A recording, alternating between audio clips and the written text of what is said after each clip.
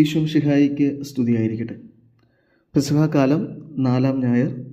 ഇന്ന് ആഗോള കത്തോലിക്ക തിരുസഭ ദൈവവിളി ഞായറായി ആഘോഷിക്കുകയാണ്. ദൈവവിളിക്ക് വേണ്ടി തിരുസഭ പ്രത്യേകം പ്രാർത്ഥിക്കുന്നൊരു ദിനമാണ്. ഇന്ന് നമ്മൾ ധ്യാനിക്കുന്നത് യോഹന്നാൻ്റെ വിശുദ്ധ സുവിശേഷം 10-ാം അധ്യായം 1 മുതൽ 10 വരെയുള്ള വാക്യങ്ങളാണ്. നല്ല ഇടയനെക്കുറിച്ചാണ് സുവിശേഷം നമ്മളോട് സംസാരിക്കുന്നത്. യേശുനാഥൻ പറയുകയാണ്, ഞാനാണ് നല്ലിടയൻ, എൻ്റെ ആടുകൾ എൻ്റെ സ്വരം ശ്രവിക്കുന്നു, ഞാൻ അവയെ നല്ല നിലങ്ങളിലേക്ക് നയിക്കുന്ന ഇടയനാണ്, ആടുകൾക്ക് വേണ്ടി ജീവൻ ബലി കഴിക്കുന്ന ഇടയനാണ്. ഈ സുവിശേഷ ഭാഗം മനസ്സിലാക്കുന്നതിന് വേണ്ടി നമ്മൾ പഴയ നിയമ ഭാഗത്തിലെ ഈ ഇടയന്മാരോട് അടുത്ത സ്നേഹം കാണിച്ചിരുന്ന ചില മനുഷ്യരെ കുറിച്ച് ധ്യാനിക്കുന്നത് നല്ലതാണ്. അപ്പോഴാണ് യേശുനാഥൻ്റെ ഈ ഇടയ സ്നേഹത്തെക്കുറിച്ച് നമുക്ക് മനസ്സിലാക്കാൻ സാധിക്കുക. ഇസ്രായേൽക്കാർക്ക് വളരെ പ്രത്യേകിച്ച് റിലേറ്റ് ആകുന്ന ഒരു ഉപമയാണ് ഈ ഇടയൻ്റെ ഉപമ എന്ന് പറയുന്നത്. കാരണം അവിടെ ഒത്തിരി അധികം ആട്ടിടയരായ മനുഷ്യരുണ്ടായിരുന്നു, സാധാരണക്കാരായ മനുഷ്യർക്ക് അവരാട്ടിടയായിരുന്നു. യേശുനാഥനെ ശ്രവിക്കാൻ പലപ്പോഴും വന്നിരുന്നത് സാധാരണക്കാരായ മനുഷ്യരാണ്. അപ്പോൾ അവർക്ക് ഈ ഇടയൻ്റെ ഉപമ വളരെയധികം വ്യക്തമായി മനസ്സിലാകുന്ന ഒരു കാര്യമാണ്. അപ്പോൾ പഴയ നിയമത്തിലേക്ക് പോകുമ്പോൾ നമുക്ക് കാണാൻ സാധിക്കും, ആദിയിൽ ആകാശവും ഭൂമിയൊക്കെ സൃഷ്ടിച്ചിട്ട് വളരെ മനോഹരമായ ഒരു തോട്ടം ശരിയാക്കിയിട്ടാണ് ദൈവം അവിടെ മനുഷ്യനെ പാർപ്പിക്കുന്നത്, ആദത്തെയും ഹൗവയും. അവിടെ തന്നെ നമുക്ക് ദൈവത്തിൻ്റെ സ്നേഹം കണക്കിട്ട് ദൈവം ഒരു നല്ല ഇടയനെ പോലെയാണ് ഈ മക്കളായ ആദത്തിനും ഹൗവയ്ക്കും വളരെ മനോഹരമായൊരു തോട്ടം നിർമ്മിച്ച് നൽകിയിരിക്കുകയാണ്. അപ്പോൾ ഈ ഇടയന്മാരെ ചെയ്യുന്നത് ഇതുപോലെയാണ്. ആടുകളെ കൊണ്ടു നടക്കുമ്പോൾ ആടുകൾക്ക് ഏറ്റവും ഭംഗിയുള്ള, അവർക്ക് ആഹാരം ലഭിക്കുന്ന, വെള്ളം ലഭിക്കുന്ന ഇടങ്ങളൊക്കെ, സുരക്ഷിതമായ ഇടങ്ങളൊക്കെ അവർക്ക് വേണ്ടി കരുതി വയ്ക്കണം. അപ്പം ഇതുപോലെ തന്നെ ഈ ഏദൻ തോട്ടത്തിൽ മനസ്സിലാക്കുന്നൊരു കാര്യമുണ്ട്, ഇവരെ നയിച്ചിരുന്നതും ദൈവമാണ്.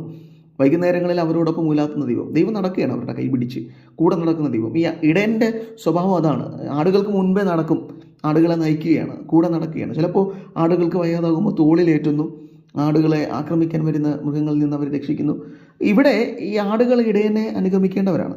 ഈ ആദോവെ അങ്ങനെയൊക്കെ തന്നെ ചെയ്തിരുന്നത്. പക്ഷേ പെട്ടെന്ന് എപ്പോഴോ അവർ ഈ ഇടയനിൽ നിന്ന് മാറി പിശാചിലേക്ക് പോവുകയാണ്, സർപ്പത്തിൻ്റെ സ്വരം ശ്രവിക്കാൻ പോവുകയാണ്. യേശുനാഥൻ പറയുന്നൊരു കാര്യമുണ്ട്, എൻ്റെ ആടുകൾ എൻ്റെ സ്വരം ശ്രവിക്കും.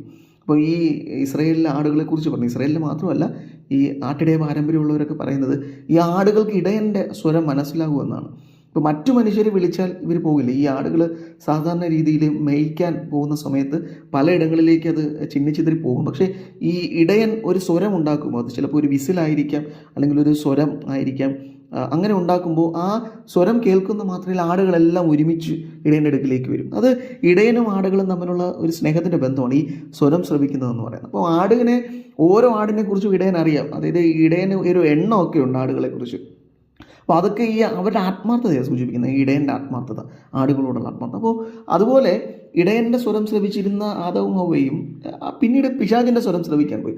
അവിടെ അവരുടെ തകർച്ച ആരംഭിക്കുകയാണ്. പക്ഷേ അപ്പോഴും ദൈവം അവർക്കൊരു നല്ലൊരു ഇടയനെ നൽകുന്നുണ്ട്, ഒരു രക്ഷകനെ നൽകുന്നുണ്ട്. അതാണ് യേശുനാഥൻ, കർത്താവിനെ അവർക്ക് രക്ഷകനെ നൽകുന്നത്. പിന്നീട് ഇസ്രായേലിൻ്റെ ചരിത്രത്തിൽ നമ്മൾ കാണുന്നുണ്ട്, അബ്രഹാം നാടും വീടും ഒക്കെ വിട്ട് വരികയാണ്. അപ്പോൾ അബ്രഹാം ഒരു ഇടയനായി മാറുന്നുണ്ട്. പക്ഷേ അന്ന് ഒത്തിരി അധികം ആളുകളൊന്നുമില്ല. അബ്രഹാത്തിൻ്റെ ഭാര്യയും ലോത്തുമാണ്. ലോത്തിനെ സംരക്ഷിക്കുന്ന അബ്രഹാത്തെ നമ്മൾ കാണുന്നുണ്ട്. പിന്നീട് വരുമ്പോൾ ഇസ്രായേലിൽ ഈജിപ്തിൻ്റെ അടിമത്തത്തിലായിരുന്ന ഒരു ജനത, അവരെ നയിക്കുന്ന മോശയെ കാണുന്നുണ്ട്. യഥാർത്ഥത്തിൽ മോശയല്ല അവരെ നയിച്ചത്. അത് യേശുനാഥൻ എപ്പോഴും പറയുന്നൊരു കാര്യമാണ്, നിങ്ങൾക്ക് അപ്പം നൽകിയത് മോശയല്ല, നിങ്ങളെ നയിച്ചത് മോശയല്ല, മോശയിലൂടെ ദൈവമാണ് നിങ്ങളെ നയിച്ചത്. കാരണം സംസാരിക്കാൻ പോലും ശേഷിയില്ലായിരുന്ന ഒരു മനുഷ്യനാണ് മോശ. ആ മോശയിലൂടെ ദൈവം ഈ ജനത്തെ മുഴുവൻ നയിക്കുകയാണ്, മരുഭൂമിയിലൂടെ നയിക്കുകയാണ്. അപ്പോൾ ഒരിക്കലും ഭക്ഷണം കിട്ടാൻ സാധ്യതയില്ലാത്ത, വെള്ളം കിട്ടാൻ സാധ്യതയില്ലാത്ത ഒരിടം. പക്ഷെ അവിടെ അവർ സമൃദ്ധമായി നയിക്കപ്പെട്ടത് ഈ ഇടയൻ്റെ കഴിവാണ്, ഇടയൻ ദൈവമാണ്. ഒരു സൂചന മാത്രമായിരുന്നു ഈ മോശ. പിന്നീട് ജോഷുവയിലൂടെ അവരൊരു പുതിയ തേനും പാലും ഒഴുകുന്ന കാനാൻ ദേശം കണ്ടെത്തുകയാണ്. ഈ ഇടയ ജനത്തിന് വേണ്ടി ഒരു ഭംഗിയുള്ള ഒരു ഇടം നൽകുകയാണ്. പിന്നീട് വീണ്ടും നമ്മൾ കാണുന്നുണ്ട് രാജാവിന് വേണ്ടിയുള്ള മുറവിളി. അവർക്കൊരു രാജാവിനെ ലഭിക്കുന്നു, ആ രാജാവ് ദുഷ്ടനായി മാറുന്നു. പിന്നീട് ഒരു രാജാവിനെ നൽകുന്നത് ദാവീദാണ്. ദാവീദ് ഒരു ഇടയനായിരുന്നു. ദാവീദിനെ തിരഞ്ഞെടുക്കാനുള്ള ഏറ്റവും മനോഹരമായ കാര്യം നമ്മൾ മനസ്സിലാക്കേണ്ടത്, ദാവീദ് തന്നെ പറയുന്നുണ്ട്, ഞാൻ എൻ്റെ ആടുകളെ രക്ഷിക്കാൻ വേണ്ടി ഈ ഘോരം മൃഗങ്ങളുമായിട്ട് യുദ്ധം ചെയ്തിട്ടുണ്ടെന്ന് പറയുന്നത്. ഈ സിംഹത്തെയൊക്കെ ഈ ദാവീദ് തോൽപ്പിച്ചിട്ടുണ്ടെന്ന് ഒന്ന് ആലോചിക്കണം. ഒരു ചെറിയ ബാലൻ സിംഹത്തെ തോൽപ്പിക്കാൻ പോകുന്നത് എന്ത് കണ്ടിട്ടാണ്? ഈ ആടുകൾക്ക് വേണ്ടിയാണ്. സിംഹത്തോടൊപ്പം പോകുമ്പോൾ ഒരുപക്ഷെ ജീവൻ പോലും ബലി കഴിച്ചേക്കാം. പക്ഷേ ജീവൻ പോലും നോക്കാതെ ഇദ്ദേഹം പോരാടുന്ന ആടുകൾക്കുണ്ട്. ഈ ആട് ദാവീദിൻ്റെ അപ്പൻ്റെ ആടാണ്.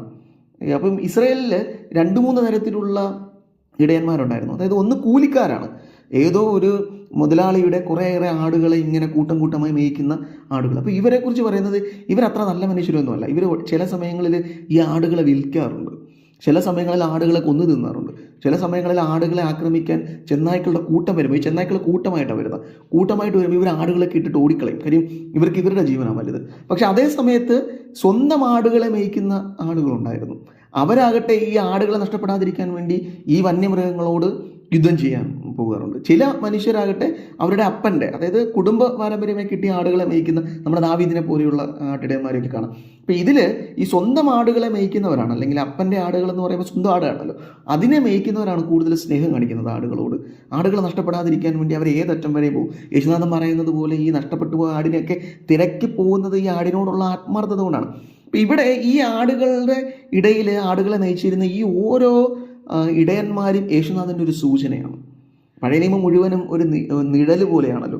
ആ നിഴലിൻ്റെ ഉത്തമ മാതൃക യേശുനാഥനിൽ വന്നെത്തിക്കണം. എന്നിട്ട് യേശുനാഥൻ പറയുകയാണ്, ഞാനാണ് നല്ല ഇടയൻ. അപ്പോൾ ഈ ഇടയനെ നമ്മൾ മനസ്സിലാക്കുകയാണ് വേണ്ടത്. ഇടയൻ ആടുകൾക്ക് വേണ്ടി ജീവൻ ബലി കഴിക്കാൻ തയ്യാറാണ്. പക്ഷേ ഇവിടെ യേശുനാഥൻ ബലി കഴിച്ചത്, തൻ്റെ ജീവൻ ബലി കഴിച്ചത് കേവലം മൃഗങ്ങളിൽ നിന്ന് സംരക്ഷിക്കാനല്ല, പാപത്തിൻ്റെ അടിമത്തത്തിൽ നിന്നും പാപത്തിൻ്റെ ദംശനത്തിൽ നിന്നും ഈ ജനത്തെ മുഴുവൻ രക്ഷിക്കാനാണ് സ്വന്തം ജീവൻ ബലിയായി നൽകുകയാണ് അവർക്ക്. അപ്പോൾ എത്രമാത്രം വലിയ സ്നേഹമാണ് യേശുനാഥൻ കാണിച്ചത്. ഈ ആടിന് വേണ്ടി ജീവൻ ബലി കഴിക്കുന്ന ഒരു ഇടയനായി യേശുനാഥൻ മാറുകയാണ്. ഈ ഇടയനെ മനസ്സിലാക്കുകയാണ് പ്രധാനം. ഇടയൻ്റെ സ്വരം ശ്രവിക്കുന്ന ആളുകൾ. അപ്പം ഇടയൻ്റെ സ്വരം ശ്രവിക്കുന്നവർക്കാണ് രക്ഷ. അല്ലാതെ പിശാചിൻ്റെ സ്വരം ശ്രവിച്ചു പോകുന്നവർക്ക് നിത്യ നരകാഗ്നിയിലേക്കും മരണത്തിലേക്കും പോകും. അങ്ങനെയാണ് മരണം കടന്നു വന്നത്. ഇവിടെ മരണത്തെ തോൽപ്പിക്കുന്നത് യേശുനാഥൻ്റെ സ്വരം ശ്രവിക്കുന്ന മനുഷ്യരെ മാറുകയാണ്. അപ്പോൾ ഈ നല്ലിടയൻ്റെ സുവിശേഷം നമ്മളോട് സംസാരിക്കുന്നത് യേശുനാഥനെ ശ്രവിക്കുന്ന മനുഷ്യരാകണമെന്നാണ്. വീണ്ടും ഈ ഇസ്രായേലിൻ്റെ ഒരു സൂചനയാണ്. അവർ ഈ ആടുകളെയൊക്കെ മേയിച്ചു കൊണ്ടുവന്ന് ഈ ആലയിലേക്ക് കയറ്റി കഴിയുമ്പോൾ ഒരുപക്ഷെ ചില സമയങ്ങളിൽ ഈ ആട്ടിടയൻ ആ ആലയിൽ വഴിക്ക് കുറുകെ കിടക്കും. അപ്പോൾ ആടുകൾക്ക് പോകണമെങ്കിൽ ഇടയനെ ചവിട്ടിയിട്ട് വേണം പോകാൻ. പുറത്തേക്ക് പോകണമെങ്കിൽ, പുറത്തെ അന്ധകാരത്തിലേക്ക് പോകണമെങ്കിൽ, പുറത്തെ തിന്മകളിലേക്ക് പോകണമെങ്കിൽ, പുറത്തെ കാത്തിരിക്കുന്ന ആ വന്യതയിലേക്ക് പോകണമെങ്കിൽ ഇടയനെ ചവിട്ടിയിട്ട് പോകണം. അപ്പോൾ ചില സമയങ്ങളിൽ ഈ ഇടയൻ മുറിവ് ഏൽക്കേണ്ടി വരും ഈ ആടുകളെ കൊണ്ട്. അപ്പം അതൊക്കെ യേശുനാഥൻ കാണിക്കുന്ന സ്നേഹമാണ്. ഇതുപോലെ മുറിക്കപ്പെട്ടു പോയിട്ടുണ്ട് യേശുനാഥൻ. ഇപ്പോൾ പറയാം, യേശുനാഥൻ്റെ കൂടെ ഉണ്ടായിരുന്ന അപ്പോസ്തലന്മാർ പോലും യേശുനാഥനെ ഒറ്റിക്കൊടുക്കുകയും തള്ളിപ്പറയുകയും ചെയ്ത് അവനെ മുറിച്ചിട്ടുണ്ട്. എന്നിട്ടും അവന് സ്നേഹത്തിന് കുറവൊന്നുമില്ലായിരുന്നു. അവൻ അവരെ വീണ്ടും അവൻ്റെ സ്നേഹത്തിൻ്റെ ആലയിലേക്ക് നയിക്കുകയാണ്. അപ്പോൾ ഈ ഇടയനെ മനസ്സിലാക്കുന്ന മനുഷ്യരെ തീരാനാണ് പറയുന്നത്. അത്രമാത്രം സ്നേഹം യേശുനാഥൻ കാണിച്ചിട്ടുണ്ട്. ഈ ഇടയനോടൊപ്പം നിൽക്കുമ്പോഴാണ് നമ്മൾ കാനാൻ ദേശത്തേക്ക് പോവുക. നമുക്കറിയാം, ജോഷുവയാണ് കാനാൻ ദേശത്തേക്ക് ഇസ്രായേലിനെ കൊണ്ടു ചെന്നെത്തിച്ചത്. ജോഷുവ എന്ന് പറയുന്നത് യേശുനാഥൻ്റെ ഒരു നിഴലാണ്. ജോഷുവ യഹോവ രക്ഷിക്കുന്നുവെന്നാണ്. യേശോ എന്ന വാക്കിൻ്റെ അർത്ഥം അതാണ്. യഹോവ രക്ഷ യേശുനാഥനിലാണ്. യേശുനാഥനാണ് സ്വർഗീയ ജെറുസലേമിലേക്ക് നമ്മെ നയിക്കുന്ന യഥാർത്ഥ ഇടയൻ. അപ്പോൾ അവൻ്റെ പിന്നാലെ പോകുവാനുള്ള ഒരു വിളിയാണ് നമ്മളെ കാത്തിരിക്കുന്നത്. അപ്പോൾ ഇസ്രായേലിൻ്റെ ചരിത്രത്തിൽ ഒത്തിരി അധികം കള്ളന്മാരായ ആട്ടിടയന്മാരുണ്ടായിട്ടുണ്ട്. അവർ ഈ ആടുകളെ നോക്കിയിരുന്നത് അവരുടെ സ്വാർത്ഥ താല്പര്യങ്ങൾക്ക് വേണ്ടിയാണ്. അവരൊരിക്കലും ആടുകൾക്ക് വേണ്ടി ജീവൻ കൊടുക്കാൻ തയ്യാറായിരുന്നില്ല. അതുകൊണ്ട് ഈ പ്രവാചകന്മാർ പലപ്പോഴും അവിടെ ഉണ്ടായിരുന്ന നിയമജ്ഞരെയും അവിടെ ഉണ്ടായിരുന്ന അധികാരികളെയൊക്കെ നിങ്ങൾ കള്ളന്മാരായ ആടുകളാണ് എന്ന് പറഞ്ഞ് ശകാരിക്കുന്നത് നമുക്ക് കാണാൻ സാധിക്കുന്നുണ്ട്. അപ്പോൾ അത് അവിടെ ഉണ്ടായിരുന്ന ചില ഇടയന്മാർ അങ്ങനെയായിരുന്നു. അപ്പോൾ ആ ഇടയന്മാരിൽ നിന്നൊക്കെ വ്യത്യസ്തനായ യേശുനാഥൻ ഇവിടെ നിൽക്കുന്നത് ഈ ഇസ്രായേലിനെ അത്രമാത്രം സ്നേഹിച്ചുകൊണ്ട്. ഈ സ്നേഹം ഇസ്രായേലിലേക്ക് ചുരുങ്ങുക മാത്രമല്ല, യേശുനാഥനിലേക്ക് വരുമ്പോൾ അത് ഈ ലോകം മുഴുവനുള്ള മനുഷ്യരിലേക്ക് പടർന്ന് പകരുന്നുണ്ട്. അതുകൊണ്ടാണ് അവിടുന്ന് അപ്പോസ്തലന്മാരോട് പറയുന്നത്, നിങ്ങൾ ലോകം മുഴുവനും പോയി സുവിശേഷം പ്രസംഗിക്കുവാൻ. അപ്പം യേശുനാഥൻ്റെ സ്വരം ശ്രവിക്കുന്ന മനുഷ്യരായി നമ്മൾ മാറണം. അവനാണ് നല്ലത്. അപ്പം ഈ ഇടയനെ മനസ്സിലാക്കാനുള്ള കൃപയ്ക്ക് വേണ്ടിയാണ് നമ്മൾ പ്രാർത്ഥിക്കേണ്ടത്. ഒരു പള്ളിയിൽ ഒരു പൊതുപരിപാടി നടക്കുമ്പോൾ ഒരു മനുഷ്യൻ വളരെ മനോഹരമായി സങ്കീർത്തനം പാടുകയാണ്. ഈ നല്ലിടയൻ്റെ സങ്കീർത്തനം പാടുകയാണ്. ഇത് കേട്ടിട്ട് അവിടെ ഉണ്ടായിരുന്ന വൈദികൻ പറയുകയാണ്, വളരെ മനോഹരമായി നിങ്ങൾ പാടി എന്ന് പറഞ്ഞപ്പോൾ ആ ഗായകൻ ഈ വൈദികനോട് പറയുകയാണ്, അച്ഛൻ ഒന്ന് ഇതൊന്ന് പാടാൻ. അപ്പം അച്ഛനെ കളിയാക്കുന്ന മട്ടിലാണ് ഇദ്ദേഹം പറഞ്ഞത്.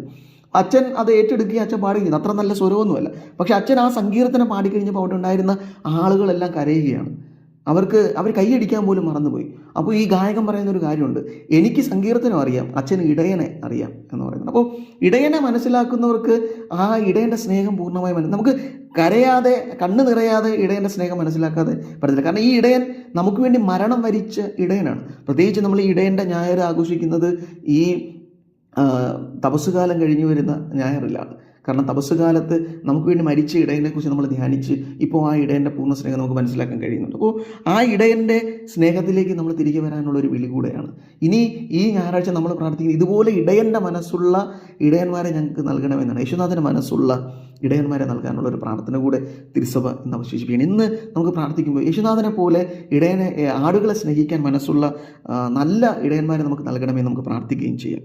യേശുനാഥൻ നമ്മെ സഹായിക്കട്ടെ. ആമേൻ.